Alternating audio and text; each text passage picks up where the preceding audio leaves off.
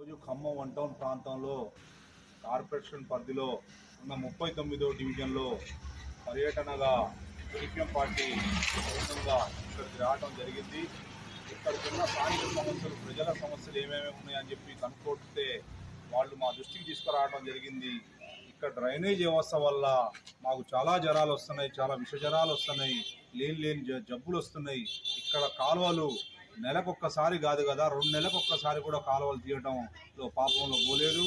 ఈ మున్సిపాలిటీ సిబ్బంది ఏమైతే ఉందో 1959లో వేసిన డ్రైనేజ్ తప్ప, చిరావూరు లక్ష్మణరసాయి గారు ఏమైతే చైర్పర్సన్గా ఉన్నారో అప్పుడు వేసిన డ్రైనేజ్ తప్ప ఇప్పుడు దగ్గరగా 4 చైర్పర్సన్లు మారినా కూడా, 2 మేయర్లు మారినా కూడా ఇప్పుడు వరకు ఈ కార్పొరేషన్ పరిధిలో డ్రైనేజ్ వ్యవస్థ అనేది లేకుండా పోయింది.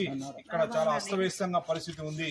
ఇది చాలా కబ్జా బజార్కి, జెడ్పీ సెంటర్కి లింకేజ్ రోడ్ అనేది చాలా గొప్పమైన, చాలా లింక్ రోడ్. ఇది చాలా డ్రైనేజ్, చాలా బండ్లు తిరగడం జరుగుతుంది, చిన్నపిల్లలు కూడా తిరగడం జరుగుతుంది.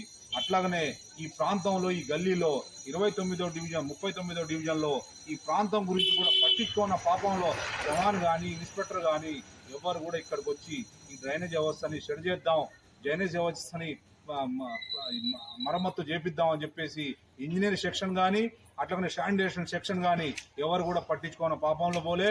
రేపు కమిషనర్ గారి దృష్టికి తీసుకుపోయి వెంటనే ఈ కాలువలు ఏమైతే ఉన్నాయో ఆ కొత్త కాలువలు వేయాలా, అట్లాగనే ఏమేమైతే రోడ్లు ఉన్నాయో ఆ రోడ్లు కూడా వెంటనే వేయాలని చెప్పేసి CPM party one town committee తరఫున మనం వినతి పత్రం ఇవ్వడం జరిగింది.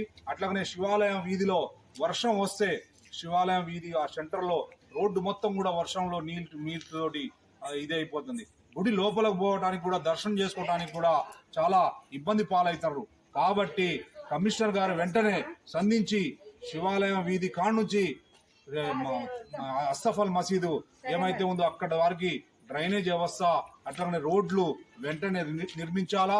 వచ్చిన బడ్జెట్స్ ఎటుపోయినాయి, శాంక్షన్ అయి ఉంటే వెంటనే మరమ్మతులు చేపియాలని చెప్పేసి సిపిఎం పార్టీ తరఫు నుంచి మనం డిమాండ్ చేయడం జరుగుతుంది.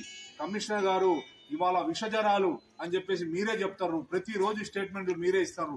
కానీ ఇలాంటి సమస్యల మీద, ఇలాంటి డివిజన్ల మీద నిఘా పెట్టి స్పెషల్ క్యాంపులు పెట్టి చేపియాలని చెప్పేసి మీకు సిపిఎం పార్టీ తరఫు నుంచి డిమాండ్ చేస్తూ ఇక్కడ ఉన్న ప్రాంత ప్రజలకు కూడా తెలియపరుస్తున్నాం.